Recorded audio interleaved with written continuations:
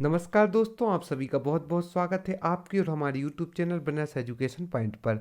जैसा कि आप सभी को ज्ञात है कि अभी हमारे चैनल के द्वारा महासेल का आयोजन किया जा रहा है, जिसमें आप हमारे नोट्स बहुत ही किफ़ायती दामों में प्राप्त कर सकते हैं 10% डिस्काउंट के साथ। साथ ही साथ आप यदि हमारी कोई भी पीडीएफ लेते हैं तो उसके साथ हम आपको निबंध की एवं केस स्टडी की पीडीएफ निःशुल्क प्रदान करेंगे। तो आपके लिए सुनहरा अवसर है जिसमें आप हमारी मुख्य परीक्षा के नोट्स, प्रारंभिक परीक्षा की test series, Madhya Pradesh current affairs की विशेष पीडीएफ एवं यूनिट 10 की विशेष पीडीएफ प्राप्त कर सकते हैं, वो भी 10% डिस्काउंट के साथ। तो आप इस सुनहरे अवसर से वंचित ना हो, जल्दी जल्दी हमारे नोट्स परचेस करें, टेस्ट सीरीज ज्वाइन करें, मध्य प्रदेश करंट अफेयर्स एवं यूनिट 10 की पीडीएफ भी प्राप्त करें। हमारे जो नोट्स हैं वो हैंड रिटन है, टॉपर्स के द्वारा बनाए गए हैं एवं आपके लिए बहुत ही उपयोगी हैं। आज का जो हमारा वीडियो है उसमें हमने इकोनॉमिक सब्जेक्ट को लिया है, जिसमें आज हमने बहुत ही इंपॉर्टेंट प्रश्न को रखा है। भारतीय अर्थव्यवस्था की वर्तमान प्रवृत्तियां एवं चुनौतियां संपूर्ण उत्तर है, इसके बारे में आज हम चर्चा करेंगे। भारतीय अर्थव्यवस्था के समक्ष प्रमुख चुनौतियां निम्न है। पहली तो है बढ़ती असमानता और गरीबी, जो कि भारतीय अर्थव्यवस्था के समक्ष एक प्रमुख चुनौती है। OECD organisation of economics corporation and development के अनुसार भारत में 100 धनी लोगों की संपत्ति कुल जीडीपी का 21.2% है। एक बार पुनः देखते हैं। OECD organisation of economics corporation and development के अनुसार भारत में 100 धनी लोगों की संपत्ति कुल जीडीपी का 21.2% है। तेंदुलकर लकड़ावाला रंगराजन कमेटी के अनुसार औसत रूप से लगभग 40% व्यक्ति गरीबी रेखा के नीचे रह रहे हैं। अभी भी आर्थिक लोकतंत्र प्राप्त करना भारत की सबसे बड़ी चुनौती है। निम्न स्तरीय कौशल निर्माण और व्यापक बेरोजगारी। भारत में उच्च स्तरीय कौशल निर्माण की महती कमी है जो कि देखी जाती है, क्योंकि उच्च स्तरीय कौशल निर्माण अकुशल मजदूरों को बेरोजगार करता है। इसलिए अभी भी इस पर प्रश्न चिन्ह लगा हुआ है। एक सर्वे के अनुसार वर्तमान शिक्षा प्रणाली के कारण 60% स्नातक उपलब्ध नौकरी करने के लायक नहीं है। एक सर्वे जो कि किया गया था, जिसमें प्राप्त जानकारी के अनुसार वर्तमान शिक्षा प्रणाली के कारण 60% स्नातक उपलब्ध नौकरी करने के लिए लायक नहीं है। बेरोजगारी लगातार बढ़ रही है। विश्व अर्थव्यवस्था से सामंजस्य। विश्व अर्थव्यवस्था की अस्थिरता और दिन प्रतिदिन के बदलाव भारतीय अर्थव्यवस्था के लिए चुनौती बने हुए हैं।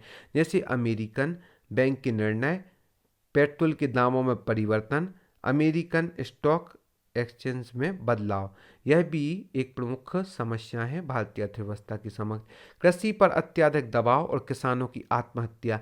भारत की 55% श्रम शक्ति कृषि पर निर्भर है और कृषि की अनिश्चितता इस जनसंख्या के आर्थिक भविष्य को अनिश्चित करती है, और किसानों की आत्महत्या से भी अर्थव्यवस्था पर इफेक्ट पड़ता है।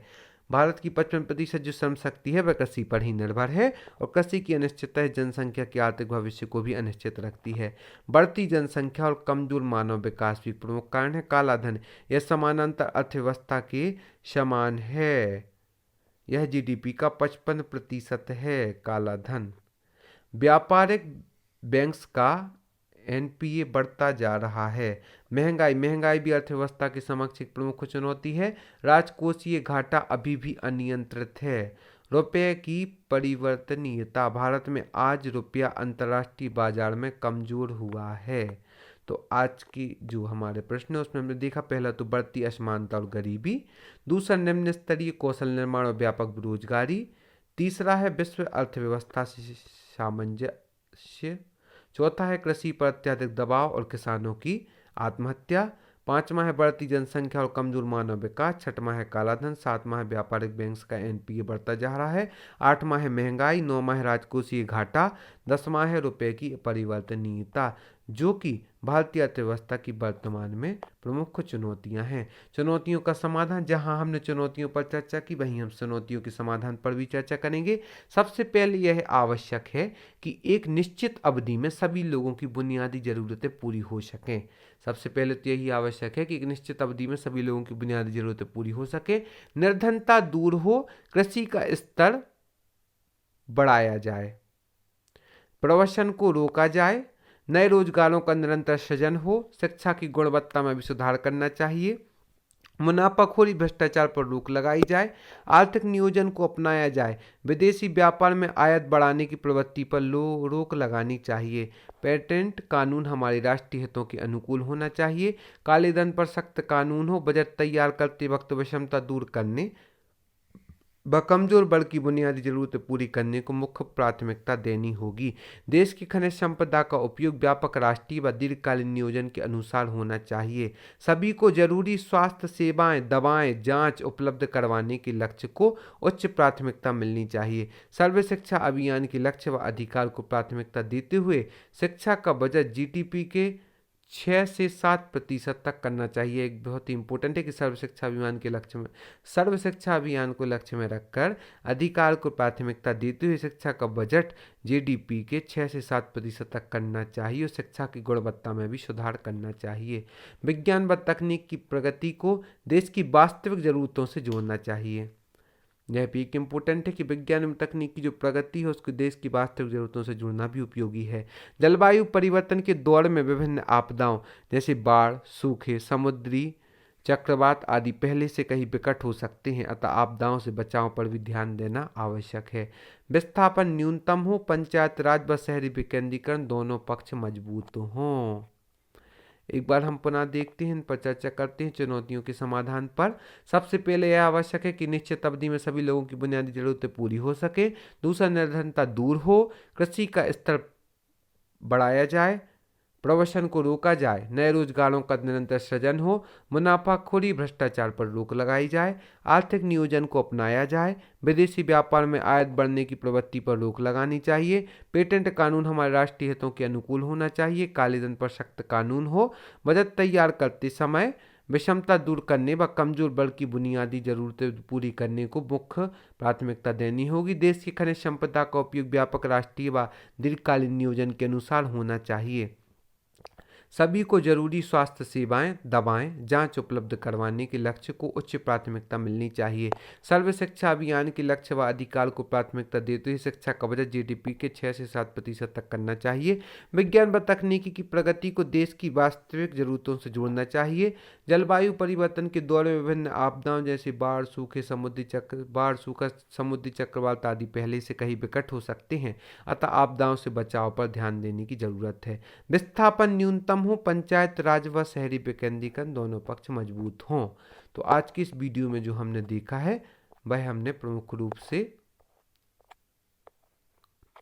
भारतीय अर्थव्यवस्था की वर्तमान प्रवृत्तियों चुनौतियों पर चर्चा की है। इसके बाद हम कुछ और इम्पोर्टेंट प्रश्न देखेंगे। उसके पहले हम आपको पुनः जानकारी दे दें कि आप हम यूट्यूब पर, फेसबुक पर, इंस्टाग्राम पर, टेलीग्राम पर भी फॉलो कर सकते हैं, जिस पर आपको कुछ भी मिलेगी एवं हमारी उपयोगी जानकारियाँ भी मिलेंगी।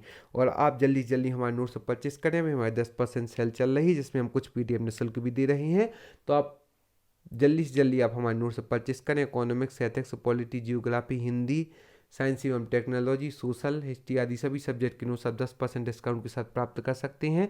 प्रारंभिक परीक्षा की टेस्ट सीरीज भी ज्वाइन कर सकते हैं। मध्य प्रदेश करंट अफेयर्स एवं यूनिट 10 की PDF भी प्राप्त कर सकते हैं। आज के जो हम 3 मार्कर प्रश्नों को भी देखेंगे। भारतीय प्रतिस्पर्धा आयोग। भारतीय प्रतिस्पर्धा आयोग की स्थापना 2003 में की गई थी। वर्तमान में इसका स्थान MRTF ने लिया है। इसके अध्यक्ष प्रतिस्पर्धा आयुक्त कहलाते हैं। यह आयोग प्रतिस्पर्धा विरोधी गतिविधियों को रोकने व सभी के लिए समान अवसर, स्वतंत्र व्यापार हेतु कार्य करता है। भारतीय प्रतिस्पर्धा आयोग, यदि पूछा जाए इसकी स्थापना तो 2003 में हुई थी।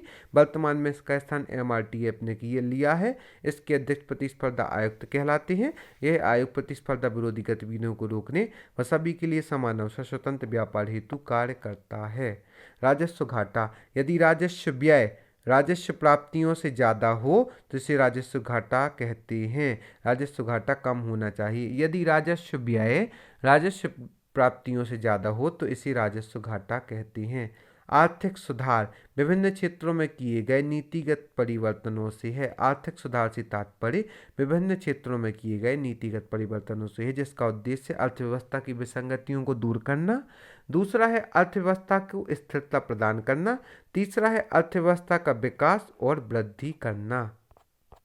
इसी के साथ साथ हम कुछ और इम्पोर्टेंट प्रश्नों को देखेंगे जो कि 3 मार्कर हैं।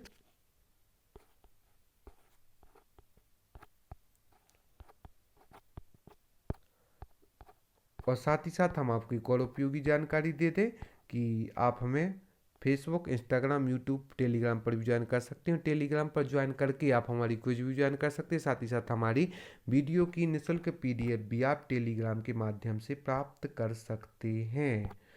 उसके बाद का जो हम आपको प्रमुख प्रश्न दिखाने वाले हैं, कुछ हमारे जो 3 मार्कर रह गए हैं उन पर भी हम चर्चा करेंगे। हंग कप, जब किसी निवेशक द्वारा खरीदे गए शेयर का भाव किसी शेयर के भाव के काफ़ी नीचे चला जाता है तो निवेशक द्वारा भविष्य में उसके भाव बढ़ने की आशा से शेयर को अपने पास रखे रहने की स्थिति हंग अप कहलाती है। हंग अप के बारे में जाना, जब किसी निवेशक द्वारा खरीदे गए शेयर का भाव किसी शेयर के भाव से काफ़ी नीचे चला जाता है तो निवेशक द्वारा भविष्य में उसके भाव बढ़ने की आशा से शेयर को अपने पास रखे रहने की स्थिति हंग अप कहलाती है। GST परिषद संवैधानिक प्रावधान, अनुच्छेद 239A 101वां संविधान संशोधन, कार्य केंद्र व राज्य सरकार को GST संबंधी सलाह देना GST परिषद का कार्य है। अध्यक्ष इसके वित्त मंत्री जी हैं। प्रत्येक निर्णय उपस्थित एवं मतदान के 3% 4 बहुमत से पारित होता है GST परिषद के अंतर्गत। इसके बाद का जो हमारा प्रश्न है, अनौपचारिक क्षेत्र। अनौपचारिक क्षेत्र से तात्पर्य है राष्ट्रीय श्रम कानून के दायरे से बाहर, घरेलू आर्थिक क्रियाओं में शामिल, आयकर प्रदाता नहीं होते हैं। अनौपचारिक क्षेत्र सामाजिक सुरक्षा प्राप्त नहीं होते हैं। अनौपचारिक क्षेत्र की आर्थिक गतिविधियों का अंडरग्राउंड इकोनॉमी या शैडो इकोनॉमी भी कहते हैं। तो आज की इस वीडियो में हमने प्रमुख 3 मार्कर प्रश्नों के बारे में भी जाना और साथ ही साथ भारतीय अर्थव्यवस्था की चुनौतियां एवं उनके समाधानों पर भी चर्चा की। आगे की वीडियो में भी हम ऐसे महत्वपूर्ण प्रश्नों के साथ आपके मध्य उपस्थित होंगे। तो आपसे एक बार पुनः निवेदन करते हैं कि जल्दी आप हमारी मुख्य परीक्षा के नोट्स, प्रारंभिक परीक्षा की test series, Madhya Pradesh current affairs की विशेष PDF एवं यूनिट 10 की विशेष PDF प्राप्त करें। 10% डिस्काउंट सेल का आप उपयोग करें। साथ ही साथ निःशुल्क PDF भी प्राप्त करें। एवं यदि अभी तक आपने हमारे चैनल को सब्सक्राइब नहीं किया तो सर्वप्रथम आप हमारे चैनल को सब्सक्राइब करें। साथ ही साथ आप हमें यूट्यूब पर, फेसबुक पर, इंस्टाग्राम पर एवं टेलीग्राम पर भी ज्वाइन कर सकते हैं। धन्यवाद।